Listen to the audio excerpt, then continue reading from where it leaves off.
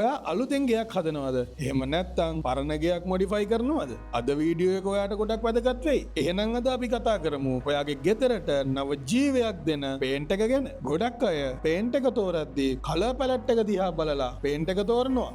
නමුත් මේකෙන් ඔයාට ඔයා බලාපොරොත්තු වෙන රිසල්ට් එක නම් ගන්න බෑ. එහෙනම් කොහොමද ඔයාගේ ගෙදරට හරියටම හරියන කලර්ස් ටික තෝරගන්නේ? ඉස්සෙල්ලම ඔයාගේ ලොකේෂන් එක ගැන හොඳ අයිඩියා එකක් ගන්න ඕනේ. දැන් ඔයාගේ ලොකේෂන් එකේ තියෙන ඒරියාස් ටික ඔයා පාවිච්චි කරන පර්පස් එක ගැන හිතන්න ඕනේ. ඒ කියන්නේ ඔයාගේ ගෙදර ලිවිං රූම් එක, කිචන් එක, බාත්රූම් එක, පැන්ට්‍රි එක, ඒ වගේම ටීවී ලොබි එක, බෙඩ්රූම් එක ගැන වෙනම හිතන්න ඕනේ කියන එක. ඔයාගේ ලිවිං රූම් එකට soft welcome shade එකක් දෙන කලර්ස් වලට යන්න.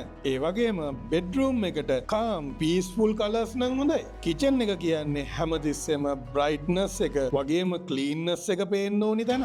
ඒ නිසා හොඳටම suitable වෙන්නේ light colors. ඒ විතරක් නෙවෙයි kids room වලට play area වලට හොඳ cheerful colors පාවිච්චි කරන්නත් අමතක කරන්න එපා. මේ colors use කරද්දී colors වල combination එක ගැන අවධානය යොමු කරන්න ඕනි. මේ එක්කම ඔයාගේ ගේ ඇතුළට එන natural light එක reflect කරගන්න විදිහ ගැන හොඳට හිතන්න ඕනි. ඒ වගේම ඔයාගේ colors වලට match වෙන විදිහට ඔයාගේ curtains, furniture choose කරගන්නත් අමතක කරන්න එපා. ඔයා paint එක select කරගන්නදී gloss finish එක, matte finish එක වගේම stain finish එකක් mix කරගත්තොත් ඔයාට ගොඩක් natural look එකක් ගන්න පුළුවන්. color combination එක ගැන කතා කරනකොට light colors වලින් ඔයාගේ room area එක වැඩි කරලා පෙන්නනවා. ඒ වගේම dark colors වලින් depth එක වැඩි කරලා පෙන්නනවා. ඔයාගේ නිවස තියෙන area එක අනුව ඔයා use කරන color tone එක ගැන අවධානය යොමු කරන්න ඕනේ. color tone එක select කරද්දී ඔයාගේ වටපිටාව, උෂ්ණත්වය, lighting එක, ඒ වගේම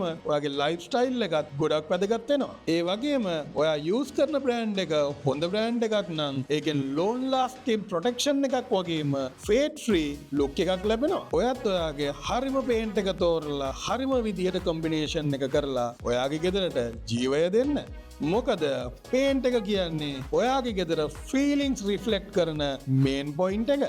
feelings වලට hurt කරගන්නේ නැතුව මේ වැඩේ හරියටම plan කරගන්න ඕන නම් එදිරිසිංහ හෝම්ස් අපිට කතා කරන්න.